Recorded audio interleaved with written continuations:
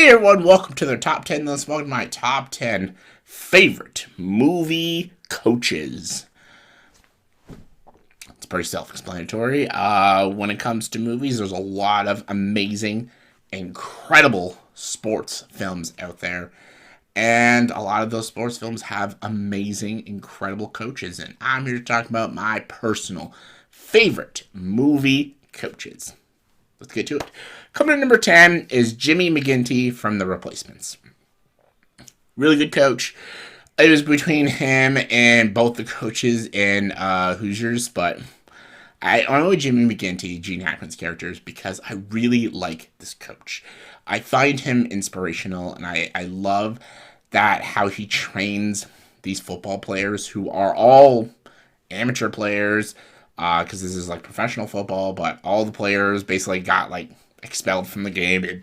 These are all players who aren't professionals. Like there's a cop, there's a store clerk, there's actually a criminal, there's a sumo wrestler, there's a soccer player. Like these aren't professional athletes in the game of football. And the fact that he has to train them all to become these professional football players, they all have to work together as a team to play against real professionals is great. And how Jimmy trains them, coaches them is great. Like he even has someone on the team, a wide receiver who's deaf, and he has to train all the assistant coaches to do sign language because this deaf guy can never actually ever be a real football player, but he's a great player. But because he is deaf, he can never be a professional, but he got his chance because of this coach and stuff. And there's even a moment in one of the games he cheats because there's like a player named Franklin who is one of the fastest players, but he can never catch the ball. So so the coach Jimmy like puts glue on his hands, so when he catches the ball will just stick to his hands. And it's great. And I love just him as a coach. And just I love Gene Hackman in this role. And just, yeah. Underrated movie, The Replacements. And Jimmy McGinty, great coach.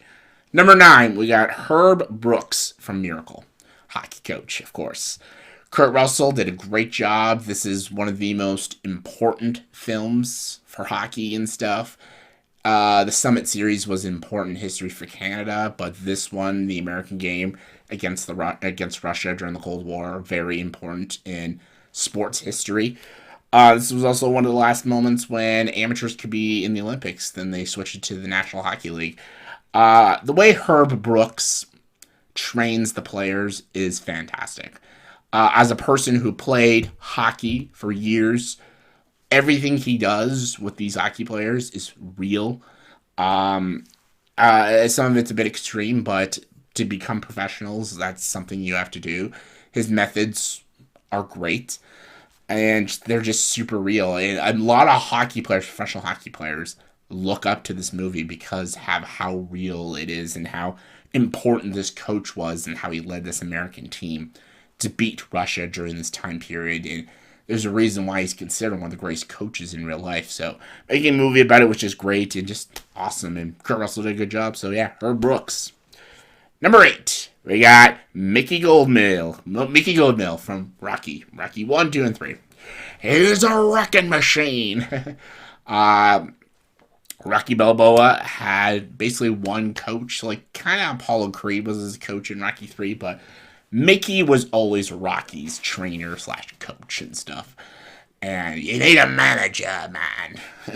You're gonna crap lightning. Like I love Mickey, and Burgess Meredith plays him so well. And I love the relationship between Rocky and Mickey because Mickey doesn't like Rocky because he thinks Rocky fights like an animal, doesn't fight like a true fighter, but he eventually takes him in under his wing and trains him to be a champion and stuff. And I just love Mickey. I love his attitude. I love that he's like this like short old dude that just like kind of you can't sleep with any woman. They weaken your knees. It's so great. And I just love Mickey. It's Rocky, so of course.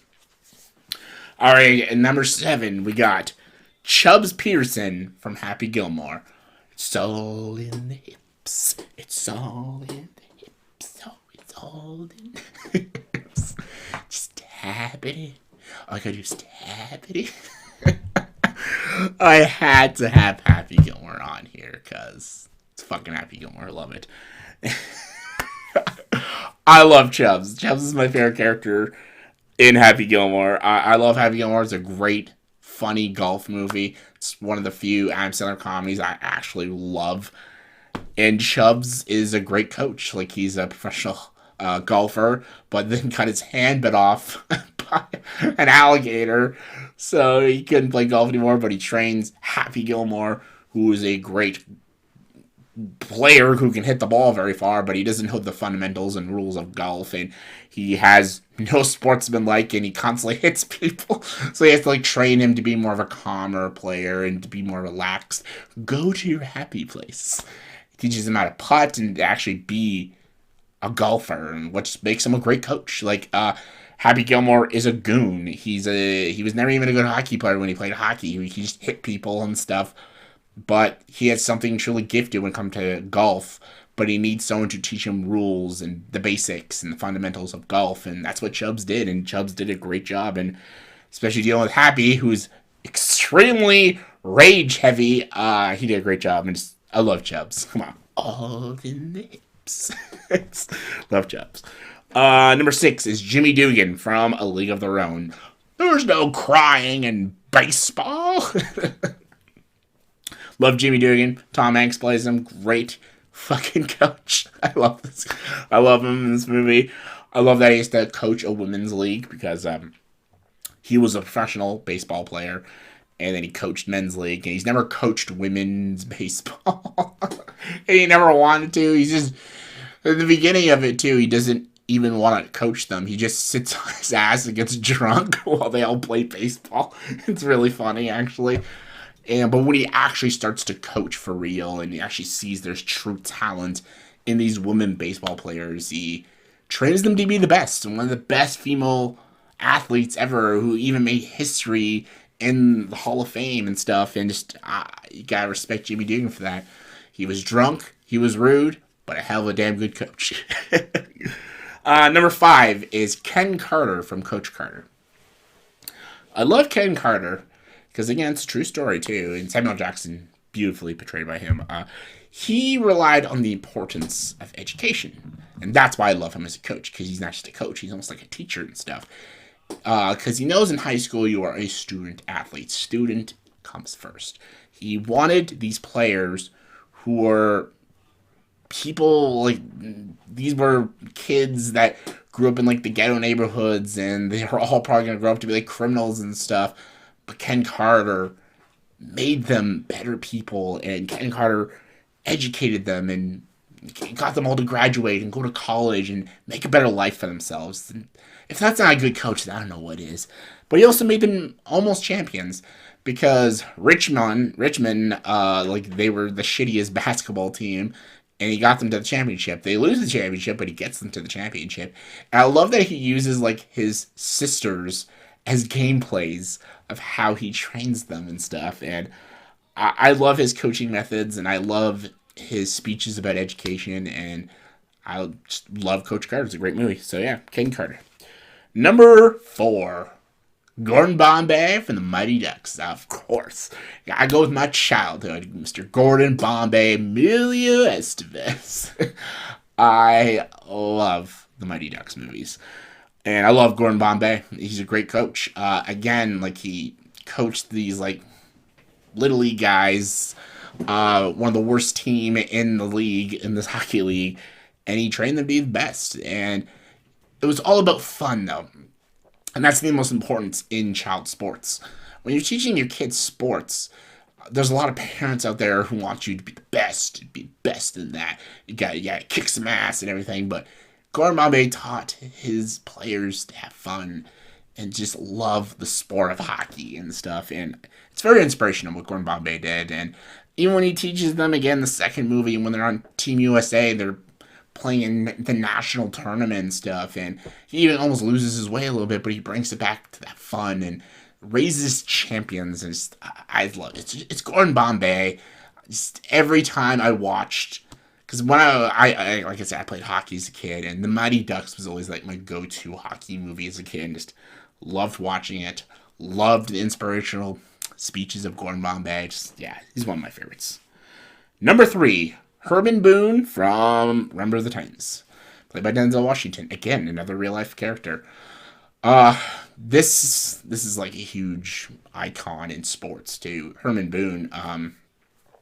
He had to do the impossible. He coached a high school football team, and he was a black coach, and he was teaching black and white students on this team.